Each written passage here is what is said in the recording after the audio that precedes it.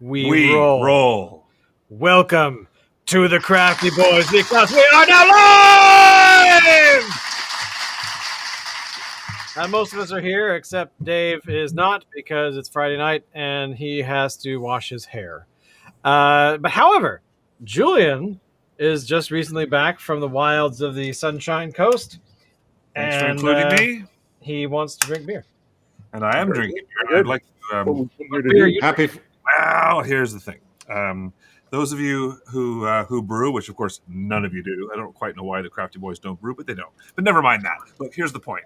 The point is that I made a mistake on this one, and I over primed it, and so even though it's chilled to as cold as fridge could be, 4 degrees, it's really, really difficult to open the bottle without it foaming all over the place and stirring up the sediment. This is not a hazy IPA. This is just one that all the yeast sediment got stirred up and makes it taste yeasty. You know, I've like all of us. I grew up in an age when clear beer was desired.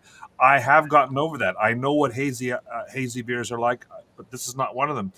This is cloudy because the sediment got stirred up. I just wanted it to be fizzy, and I just added too much sugar, and now it's like this. Yeah. Well, it's okay because I'm going to help you out here. Because I have got some cans of Syncopation from the House of Funk. It is an aged Pilsner. Is it barrel aged? Feeder aged. Sorry, feeder aged, which is like a really big barrel, apparently. Nice. And it's a Czech Pilsner. 100% Saz hops. Floor malted Pilsner malt lagered in oak feeders, as they did in the Germanic caves of old. Very nice, very, very nice. I think that's bullshit on the caves of old. I'll certainly. I like the story. And what is a Czech Pilsner actually, by definition, please, one of you? go ahead, Alan. No. Locke, help us out. So it's a lagered type of beer. It's not an ale. But yeah, I think the distinctiveness that I always look for in a Czech Pilsner is its hops. Its hop character has maybe a little bit of a skunky finish. It's got big back of the mouth feel. Yeah, that's sort of what I know about it. Okay. Shane, what are you thinking? I bought some cans last weekend and I drank one because when it comes to Pilsners, my favorite Pilsner out there is Czech Bar, which is the, I think it's the Polish government who actually owns the brewery, from what I understand. Like it's a state. The Polish government in partnership with Budweiser is my understanding. Yeah. So basically, I don't know. I was introduced to it many eons ago, and it just tastes good. So I have not been. I've been a fan ever since. This, however, definitely is as good, if not better, because it is. It's got a nice aromatic sense to it. It does. It smells like a Pilsner. Yes, it does. It's got that. It's got that CO2. It's not very fragrant. Quite frankly, to my nose, anyway, it's okay. Pilsners aren't usually, but they are when they're fresh. But the thing is that Saz, I think the way it is a group of traditional, what are called noble hops, along with Hallertauer and Goldings and other well-known varieties that have been used for eons, they by hopping this with Saz, thank you very much, you have a traditional Czech beer. But this type of aroma isn't very lingering or strong compared to the modern varieties we have now with like Citra and Victoria's Secret and these kind of things. This is a noble hop. It's restrained. It's recognized. It's relatively low IBU, not BO. IBU, and good stuff. I drink this all day long, but I mean, and also, you know, what were you saying about the collaboration between the Polish and the Czech boys to do it? Is that right on this one? Is that on this one? Not on this one. No, that's on the Czech Bar. Because the green label or whatever it is. This type of beer predates the Czech Republic, and it's a regional beer. So you find this kind of this what we refer to as pilsners found on the Polish side, what is now Poland, as well as on the Czech side with what is now the Czech Republic, because it's a regional beer that predates those borders. How does it compare to Lucky?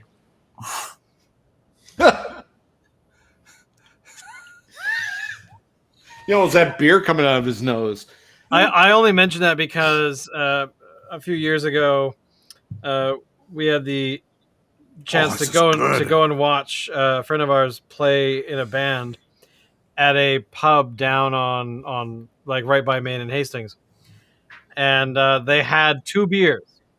They had Lucky on tap, and they had Labatt Blue in those aluminum tall things. boys. And if you wanted, sorry, 3 beers, because those were the 2 that generally were getting purchased. But if you wanted the premium beer, you could, of course, get one of the big tall cans of Canadian. So that was the premium beer.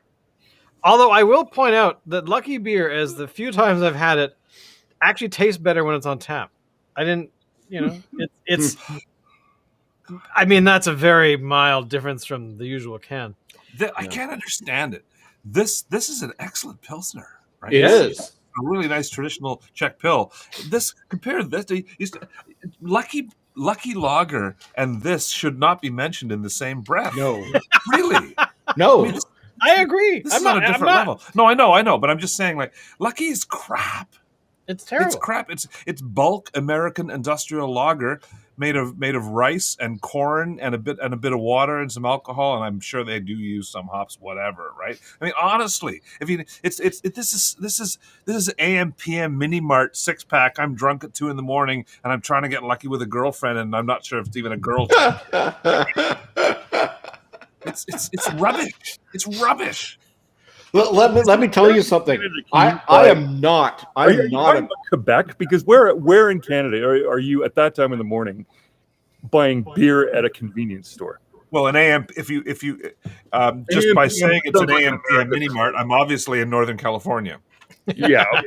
All right. Hold on. Let me get my glass. By the way, Locke. Oh, sorry. So let me just never heard from him again. Can you guys hear me? Yep. Yes. Oh, we just don't. We're not paying attention. We're just ignoring. All right, that's fine. That's fine. So I'm not a Pilsner guy at all. Like, I hate Pilsners. What? I love this. This is so awesome. This is a regular Pilsner. It is. You're not a Pilsner guy if you love it. I don't know. This tastes different to me. This is like a guy that says, I'm really into brunettes, not blondes, but I just love this blonde. Like, come on, really? You like girls no matter what color her hair is, and this is well, true. she has hair. I never thought of it that way.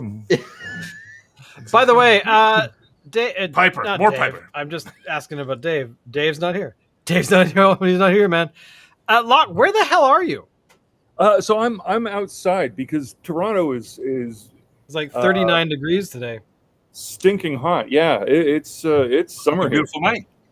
Yeah. So you actually have like a patio or something? You have like a porch? Or I have access to a patio. So here we are.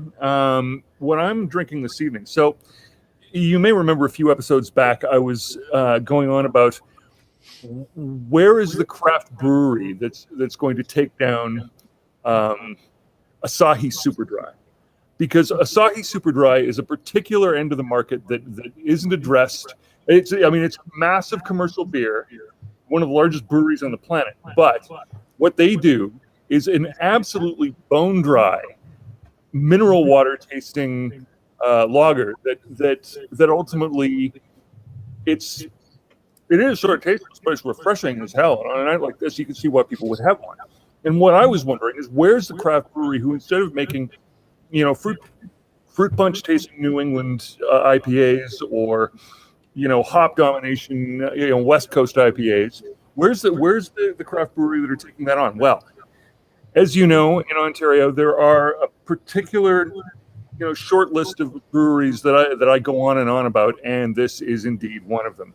The Flying Monkeys are back, and they have done what I have asked. Not probably on any notice of mine, but it is a little shy of Asahi Super Dry. This is 4.7 rather than 5.5. Let me just read to you the poetry that they put on their cans. Dreaming of a vivid world where everything works in harmony?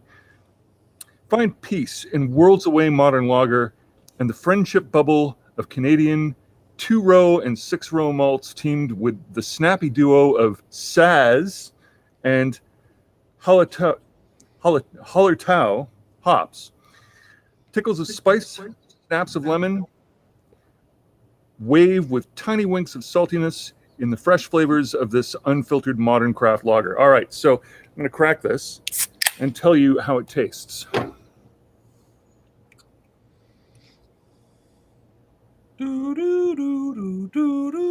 waiting with bated breath. My breath is baited right now. Sparkling, a little more head than You've had in the last 10 years. Don't say that. Ah! not that we don't all like head, but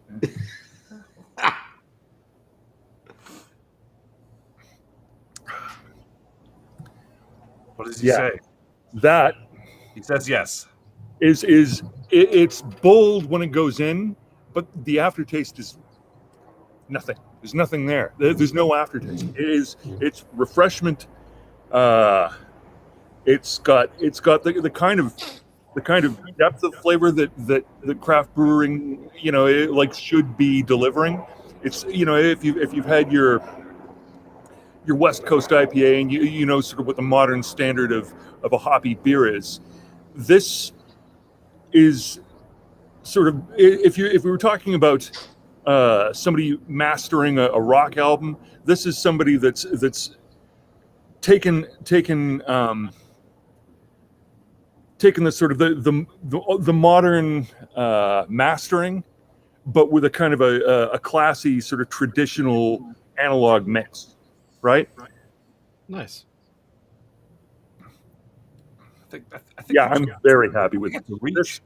This I could drink on a boat in the sun. Okay. I like the music metaphor, the simile, whatever you call it, but I think it's a reach. Around? So is it a great pill? They call it a lager, but it really, you were talking about Saz hops. Yeah, I'd say this. What makes this modern is that it's more like a pill. And Saz and Hallertau doesn't get much more Pilsner-ish than that because it's done in Germany too, right? I mean, they don't call it Pilsner.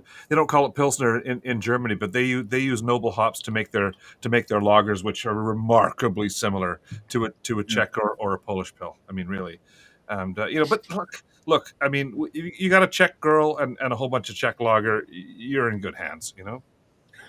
Yes, You hope.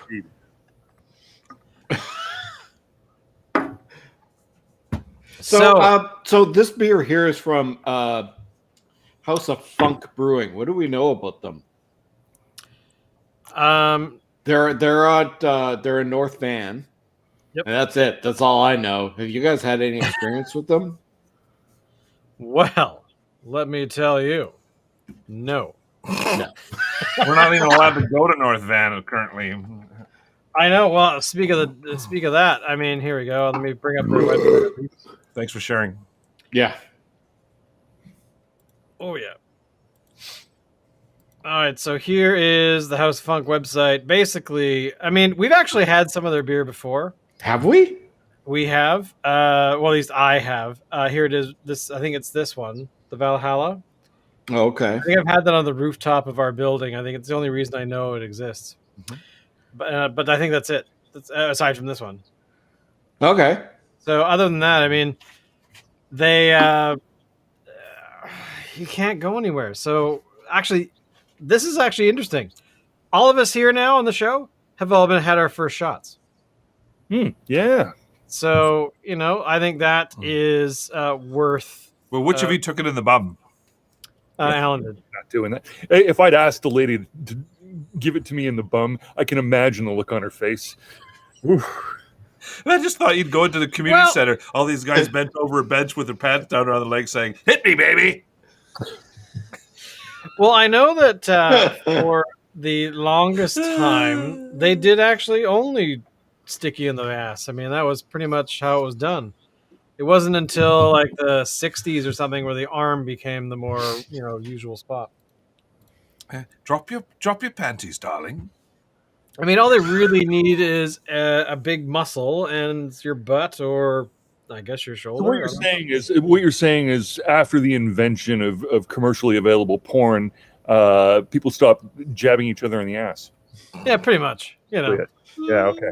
They were able to do it on their own after that. They were able to get creative, and invent new ways. And porn was really a way to educate yourself about how to experiment with your sexuality. And I think it did pretty well. Vaccinations, I guess. Yeah, exactly. My goodness. I remember a few years ago, a friend of mine over here in town was on the dating scene. And he was, doing the whole Tinder thing. And he was bouncing from girl to girl, basically, because, he went on a date or two and then they would part ways. And until he found somebody he really, had a connection to, until she invited him to, come home with me. And he said, oh, okay, no worries. Well, let's do that. But then, like, after that day, he never saw her again. And I said, well, what happened? Like, was the sex weird or something? He goes, yeah. So we were into it pretty heavily, and things were happening. And then she brought out a bunch of hypodermic needles and wanted me to stick them through her skin while I was doing her from behind. And I thought, that sounds horrible. And he goes, yeah, I wouldn't do it. And I left. So there you go. That is a thing for people to get stabbed. I'd like to inject a comment Please do. Along those lines, and that is that I'm hypodermic girlfriends. I'd be out too. Yeah. Can't say to be high on my list. Debbie Harry. Harry? Debbie Harry was into that? You've seen Videodrome, haven't you? A long time ago, yeah. Yeah, I kind of think doesn't that have Debbie Harry doing a scene? Kind of doing that? No.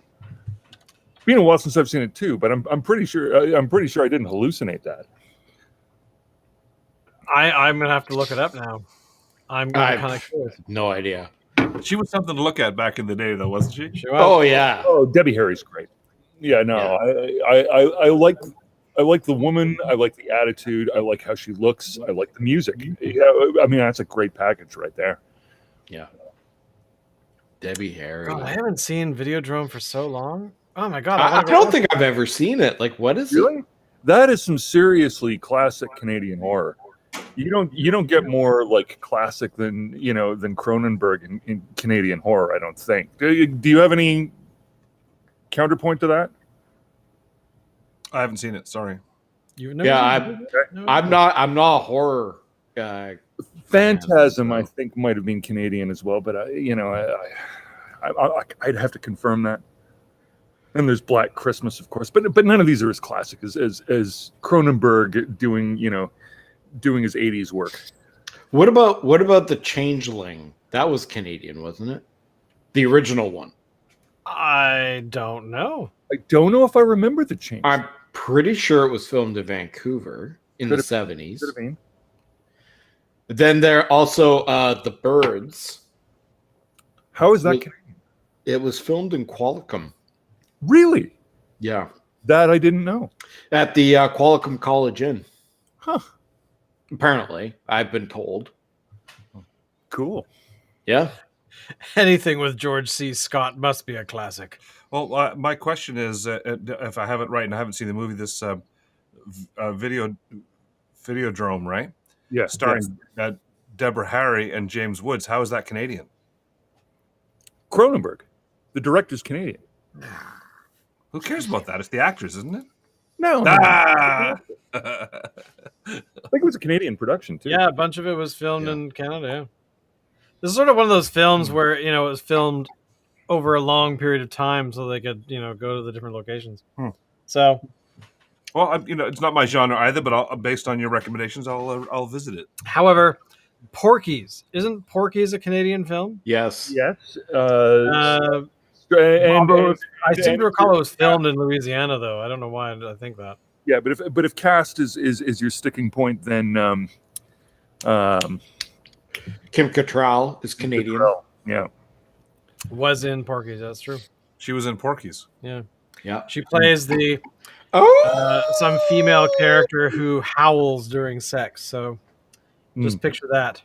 I think it's actually not picturing it; it's actually experiencing it in an oral sense. Well, so much for the show. Goodbye, boy. Oral A is spelled A-U-R. Something like that. Yeah. That's so disturbing. Is it? Lord. You brought it up. I know, and I regret every moment of it. So, what has this week been for you guys? Like, Locke, when did you get your shot? Was it I got my shot on Wednesday. Wednesday? How did it go? It was a piece of cake. You got cake? I didn't get cake. I never get cake either. They had me show up 10 minutes in advance, no earlier. Walked in, passed them my ID. They beckoned me to the back where I sat in a chair and waited for 10 minutes. I went into a little room. The lady said, all right, please sit there and roll up your sleeve. I rolled up my sleeve. She stuck a needle in my arm. I sat and waited for another 20 minutes to make sure that I didn't have any adverse reactions and left. Oh, man, I was hoping to hear, like, she asked you to remove all your clothing. Here are the 3 people that would be servicing you. No, that was the other way around. I asked her to remove all her clothing, but that didn't work. So, oh, well, that sucks. She probably had a few more appointments. Yeah, that's true. It's terrible. Ow. And Shane, you had yours. I had mine. Same story. No nudity. It sucked. I was really hoping for some sort of weird orgy to break out, but when you have a room like the Vancouver, but I've got to say, when she hundreds was of people in it. in my arm, I looked just like Debbie Harry. Nice. Cool. I want the world to change now. Can we please go back to how it was? I think it will pretty soon. Hey, come to Nelson Island. I had a sensational week. It was awesome.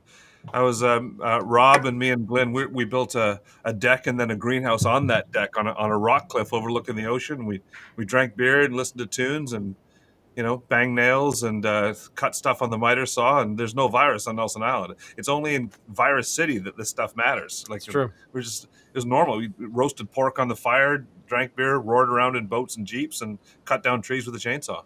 It was great. Cool. What you built like an overlook over your beach or something? Yes, not me. At my neighbor Glenn's house, he's got a sloping, like me, a sloping lot with rock terraces that lead down to the ocean, and so he. Because of the deer, if you want to have any garden on Nelson Island at all, you got to have a deer fence. So he's fenced off a fairly large area on the side hill and brought it and sort of terraced it and backfilled it with gravel so that there's some level ground. But since I have a greenhouse, he's very, he has to have a greenhouse too, and it has to be bigger than mine. And like any good neighbor, I helped him build his bigger than my greenhouse. But in order to get that greenhouse on level ground, we had to build a deck first, which was pinned to the rock. So we drilled some holes in the rock with a Hilti and put some rebar in there, and then we built a deck, and we had to build stairs up to it, and then we made a frame out of scrap 2x2 and blah blah blah blah blah, and we don't even talk about the virus. There's nothing there. We don't even worry about it. I'm kind of jealous. How long did it take you? A couple days? Well, it's not even done. That's the problem. It took me 2 fucking years to build my greenhouse. It's still not done. I mean, this is an endless project, right? Like it's hundreds of pieces, thousands of screws, endless sawing and screwing and banging and erecting. So and this becomes a kit. This is just you taking glass and steel and building a greenhouse. No steel and no glass. Oh, The only steel involved are the screws, which are deck screws. So Okay, this, so now, so when you say greenhouse, I usually imagine a greenhouse as being something that lets sunlight in and is humid and full of plants. Is that, yes, or is this just a house that's painted green? there was no green paint involved either. But the frame is made of wood, Yeah. you know, and the translucent covering is poly. In his case, he used polyethylene to cover the greenhouse.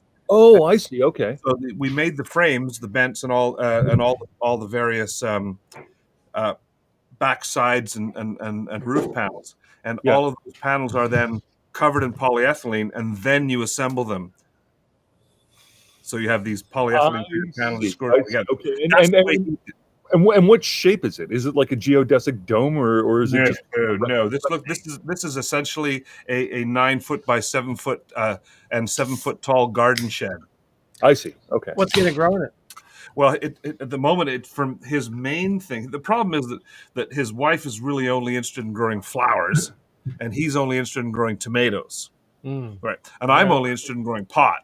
So I'm obviously the only one with any fucking sense, right? And so, but my greenhouse is also a wood frame greenhouse. But I spent years stockpiling scrap plexiglass, which I then cut into the various shapes. So my greenhouse is, you can sit inside my greenhouse and look at the view because the plexiglass is clear, whereas the other people that have made their plexiglass absent greenhouses covered in poly, you can go inside, but you can't see in or out of it because the poly does let in the appropriate light for growing, but you can't see through it. Okay. All right. Thank you for that explanation, because that gives me a much more vivid picture of what this thing is. But the polyethylene greenhouses grow plants well. Hmm. They're just not as nice room to be in for humans. I wanted my greenhouse to be a nice place to go in the morning. Yeah. No. I see that. Rocking chair, be at one with my plants and have a cup of tea. How are your plants? They're doing well. I had a big problem this year with my seeds, growing seeds, because when I first went online, well, do you have time for this? No, Yeah. okay. So what happened was last year I got cloned feminized cuttings. Okay. So I had a guaranteed female cut from known varieties. I simply took those little seedlings and potted them and nurtured them. That was it. It was absolutely fabulous, even though my greenhouse wasn't finished. But this year, that guy that we got them from, he was nowhere to be found for whatever reason. This was not a legal buy, and we just couldn't get him. So, and besides which, I wanted to get them in the ground earlier this year, because last year, by the time June came around, my plants were still only this high, and I want my plants to be growing through the roof. I want big plants. Size matters, boys. Okay, so. Okay, so if you've got female plants, I'm assuming that means fruiting bodies on the plant. And I'm assuming that they need to be pollinated. No. No. You do not want them to be pollinated. You don't want them to be pollinated. Guarding against it. That's why we want feminized plants. Oh, I see. So, and is that because they produce more THC or something like that, or how does that work? Yes. When the plants are pollinated, they put all their energy into making seeds for the next generation, rather than producing the feminine oils, attractants that are high in THC. So back in the days when we were smoking Colombian or whatever, it was snap, crackle, pop in the pipe. That was not sensimilla. Sensimilla means without seeds. So these days, because the quality of pot is substantially higher than it was back in the day, there are absolutely no seeds found in any of the pot that you can buy in any dispensary, and nor what you'd buy from any legitimate grower these days. However, the problem was that I went online this spring to buy my seeds so that I could get them started early. And most of the websites, the easy ones that I went on, said, listen, there's a worldwide and especially Canadian shortage of seeds because of the pandemic. Everybody's growing their own pot and you can't get the seeds. So I thought that was all bullshit. It was a marketing thing. But then the more I cruised around trying to buy seeds, I couldn't get feminized seeds. And I never could. I couldn't get any in Canada. There were no feminized seeds available anywhere in Canada as far as the internet was concerned in February or March. So what did I do? Well, I had choices. I could get feminized seeds from Spain or Oregon. and that meant exchange rates and wait 6 to 8 weeks for delivery. And each seed was $15. Each seed, and no guarantee of germination. I didn't go that route. So I bought from the Vancouver Seed Bank locally, and I bought regular seeds. But this is a big problem, right? Because it means they have to be germinated and nurtured, grown until they're sexually mature, and then identified as to gender, and then get the males out of there before they pollinate the females. But surely the millennials will be angry about that. You can't identify them by gender without their consent. Well, in the world of dioecious plants, right, indeterminate gender is a problem. It's a problem. We need determinate gender. There's no they or them. There's no it. It's a he or a she, and that's it. No, it's them. I mean, it's he or she.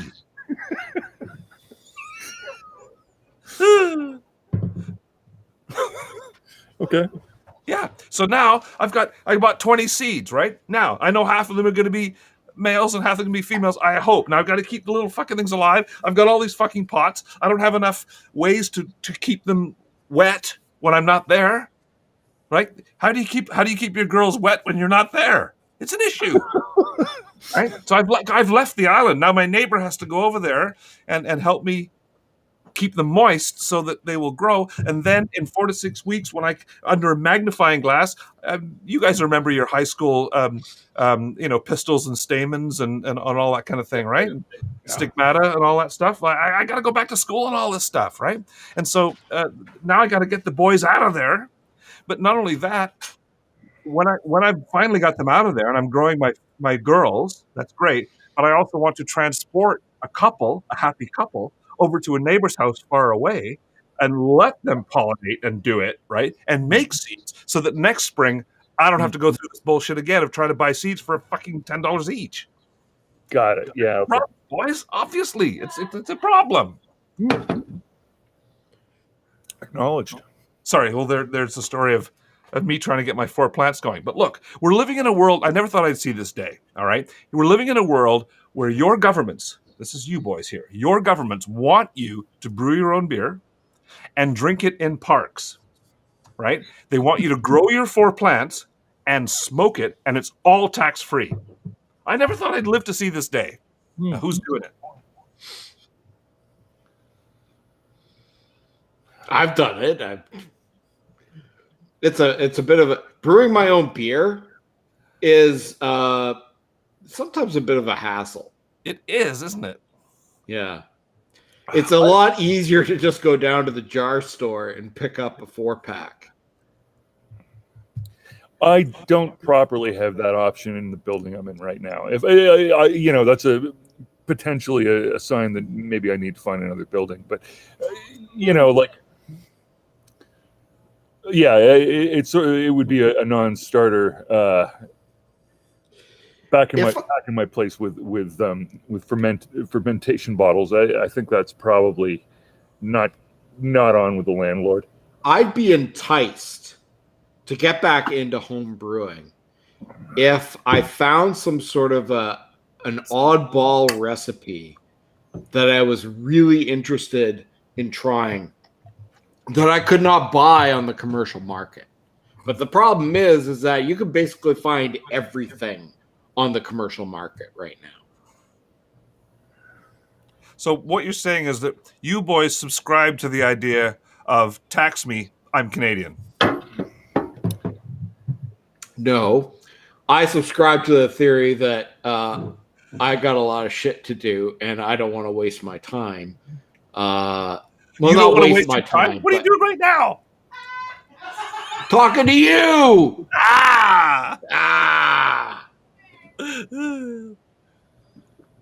No, it's just easier just to go down to the store.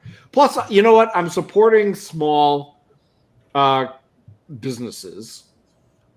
I'd like to think, like House of Funk tonight. And since I've done that beer, I've moved on to my Fat Tug. Oh, I felt a little pang of jealousy there.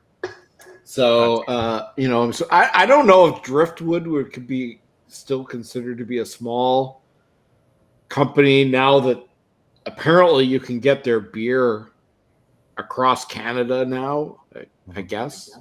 They have expanded significantly. Yeah. But listen, just because you brew your own beer doesn't mean to say you never buy one.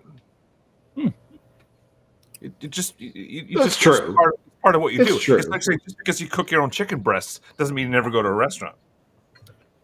That's true. Just because you grow your own pot doesn't mean you never buy a gram here or there. Mm-hmm. Just because you have a girlfriend doesn't mean well, never mind that. Yeah.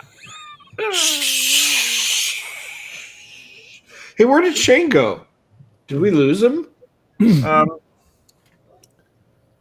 Oh. All right. He'll be back in a minute. Maybe like 15 seconds. Yeah. Yeah. So, big plans for the long weekend. I don't know, Ellen. What are you up to? This. Okay.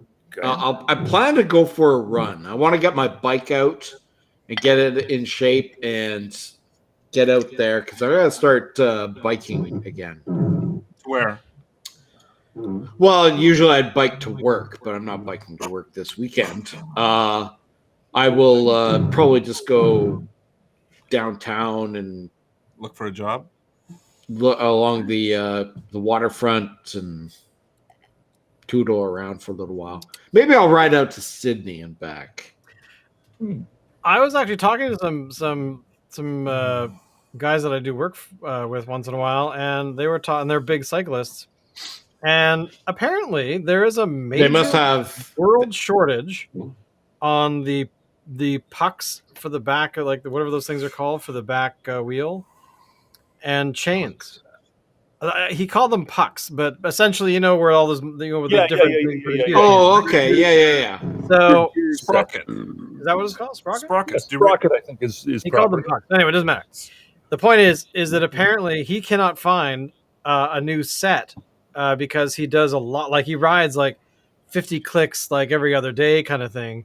So it puts a lot of wear and tear on the bike. So he is not able to find these things. So he has actually been looking, and the only way he can get them is overseas at 10 times the cost. Right. So he's just doing this, hoping that he doesn't break his chain or wear down the. But it's the same thing in pretty much every industry. Like even I agree, but in computers, I mean, you can't even get video cards. Can't get Or feminized. RAM. you know what? This world has gone nuts. It's fucking madness. I think Madness. we need to have a revolution. Viva La Revolution. beer! Viva la beer. Big plans this weekend, Locke? I was Mosquitoes in their lock. You getting bitten or what? called for a beer revolution. I think the Germans had one of those, didn't they? Probably. Yeah, they called next Sudetenland. That was their revolution. What? Invade Poland. So actually, let me. What is this? I've talked to like two people in the last 12 hours in Toronto, and both of them have said this insanity weather-wise. What is going on in Toronto all of a sudden? We went from I think it was Like 3 weeks ago, you got snow. I'm going to take a shot and say Monday night. It was rather cool at night. You would want to have a jacket, maybe a sweater. The next morning, we went from that to summer. It was hot, humid, Wow. bright man. sun. So Sort it of was cool at night, and then it warmed up the next day. That Well, is it so was- weird. That never happens. It had been cool for like the previous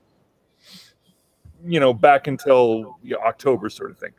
It had been cool all the way up until that point, and then it just turned like that, like it was Calgary or something, and all of a sudden, boom. Well, how's the weather like where you're on the island? It's there? been Is it- cool at night, but warming up during the days, and Wow. sometimes it rains. Yeah, but you see, here's the thing: it hasn't been cool at night again since. Well, are you getting bitten No, right now? no, No bugs. no bugs, not yet. Nice. That's nice. This just happened too quickly. This is a rare opportunity where hat. I'm in Ontario. It's hot and humid, and I'm not getting eaten alive because the mosquitoes are still getting their act together. Nice. And we're only a month off the solstice. I mean, in a few weeks, the days are just going to start getting shorter if you believe all that bullshit about seasonal changes and things like that. You don't believe in it? Julian, Is it all a government conspiracy too, Julian? let me ask you, in today's terms, Julian, do you feel that you've been heard? Do you feel that you've been heard? I just want to raise my tiny fist and not pay tax.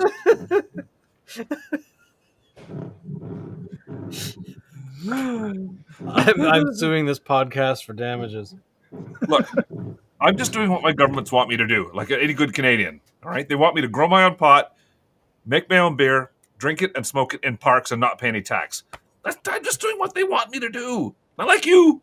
Not like you. This is true. Remember when you're celebrating all this 4th of July bicentennial brouhaha? How does that line go? Just remember, a bunch of white men didn't want to pay their taxes. Hey, listen, if the government wanted me to, not grow my own pot, then they would tax it. This is true. How tall are your plants? Good point. Huge. We're talking like 10, 15 feet? 4 inches. Oh, man. Yeah, I'd show you a picture. Do you want to see a picture? Yeah, you see. Okay. I want to grow my own plants. Yep. Got to do it.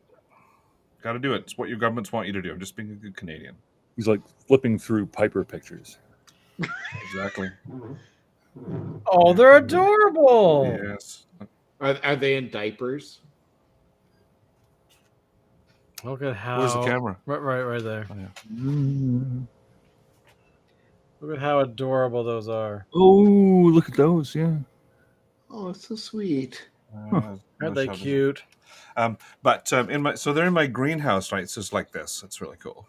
So my greenhouse this is how I can sit in my greenhouse. Oh, yeah, that's all right. Yeah. So as you can see in this situation here, I've got big pots, but I have to have my seedlings in small But you pots cannot lie. so that I can separate them when in a few weeks when their gender can be identified, which is a pain in the bum. It's true. It's terrible. Yeah, so I have issues. Obviously. Yes, but listen, I don't even buy green bananas anymore. So I point that out, and then my friends say, "Well, yeah, you're planting pot that won't be ripe for 4 fucking months." All right. So, but look, I think that if I can get past this this next hurdle of separating the males from the females, and then I'll fertilize them on a regular basis, and then hopefully towards the end of the summer, my biggest problem will be getting the fucking windows closed in the greenhouse because the pot plants will be growing through the roof. 7-foot plants.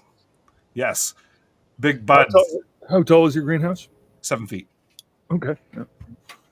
So I don't know. How tall can those plants get? Like if you were just to leave them and they just keep going, like how tall are we talking about? Well, Shane will look on the net and show you, pictures of 12 to 14-foot marijuana plants that are grown in Northern California. But these are grown under ideal conditions where they get full sun, great nutrients and that kind of thing. Most people are growing, especially in the Northern Hemisphere, which are not ideal conditions. If I grow 7 or 8-foot plants, I'll be very happy. Right. More than happy. I'll be ecstatic. Wouldn't it also depend a little on what type of plant it was?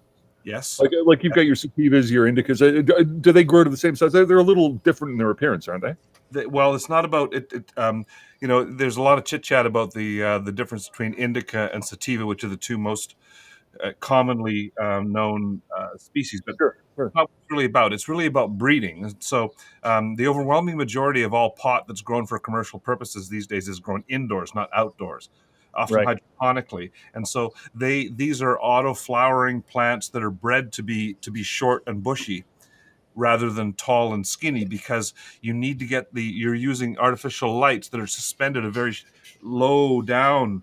Your lights are suspended low over top of the plants, right? So you need small plants with multiple buds. This is not our vision of 1970s hippie fields of hippie marijuana with sort of tall, thin plants waving in the wind with fragrant buds. That's not the way modern commercial marijuana is grown. I've got a split between that style and the old style. I'm growing a hybrid version of Texada Time Warp called Betty Warp, which is bred to be auto flowering, and which is meant to be not as tall as wild outdoor plants, which would exceed the size of my greenhouse. But at the same time, they're not so small that they have dozens and dozens of small bushy plants, because I don't have the floor space for that. My greenhouse is small. So I'm looking to grow what Justin wants me to grow, which is 4 bushy plants about the same height as me, which is 6.5 feet. And what? And so that would be ideal. That would be ideal. Last year was actually incredibly successful. I'm really happy with the pot that I have, but it was a lot of work for a couple of ounces. You know what I mean? Okay, so look, I've never grown any pot myself, but I have listened to some Black Sabbath, and Geezer Butler swears that the way you get better yield is by careful pruning of the plants so that they grow out instead of up. Yes. And so topping your plants to create more buds is a part of it. Listen, I'm far from an expert. This is only my second year, but what I have found from reading of going to YouTube University and that kind of thing is that everything that everybody mentions about improving your yield is relevant. All these things, everything is relevant. Yes. Pruning so that they grow more buds. Yes, using the right kind of fertilizer. Yes, making sure that it has the right kind of sun. Yes, getting the size of the pot right. Yes, using good soil. All this stuff. Yes, playing Mozart late at night and jerking off on everything. Like it's all relevant, right? And we can't do everything. But I'm just trying to do a few things and trying to get them up to 8 feet tall, and so we can all get high on two-toke bud later in the year. All right, tax free. So right now in Vancouver, good pot is $10 a gram on the low end and $14 a gram on the high end. I'm not growing fucking carrots here, kids. Okay, carrots are 99 cents a pound. I just wanted to share this with Locke because completely going in a different direction, because we've been streaming for a while. It's time for bed. Oh, sorry. But sorry for everything. No, I would let you keep going. But Locke, I don't know if you saw this, but I shared this on Facebook today because my sister sent me a shot of it. That's you, David Corey, and myself, is it not? That is correct. Nice. This is like 1982-ish, somewhere in there. Oh my God, that is amazing! What a great photo. So yeah, because my sister has been finding and taking a few scans of some older photos, so she sent this to me yesterday. Huh. What is this, Ring Around the Rosie, a pocket full of posy? Yeah, probably singing Christmas carols or something. Nice. Yeah, the snowflakes are the giveplay. Yeah, exactly. So and the Rudolph and the you're candy not allowed canes. to say that though, because that's making fun of millennials. Not that there's anything wrong with that. So I have to admit something. I saw this picture earlier today, and Locke, I totally didn't get that was you. Totally didn't. I recognize David Corey. I recognize Shane, of course. Shane, it looks like you've shrunk since then a bit. I have. But yeah. But Locke, I totally missed that was you. Wow. The suit didn't give it away. No. It's the tie. Through him. Do we have any viewers? Is anybody listening to this drivel? I think Kristen is we have watching. one drivel.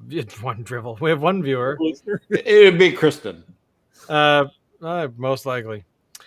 But that's okay. It's on our usual. We're on a different night. Than normal, Yeah. Why? so, Why? you know. What was with you guys? What was wrong with Wednesday?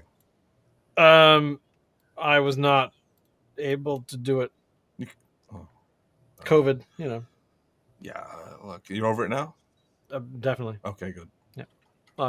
I was, put it this way, on Wednesday I was in no mood to drink beer. You know that I'm not feeling well when somebody goes, "Come drink beer and talk to us," and I was like, "No, I can't drink right now."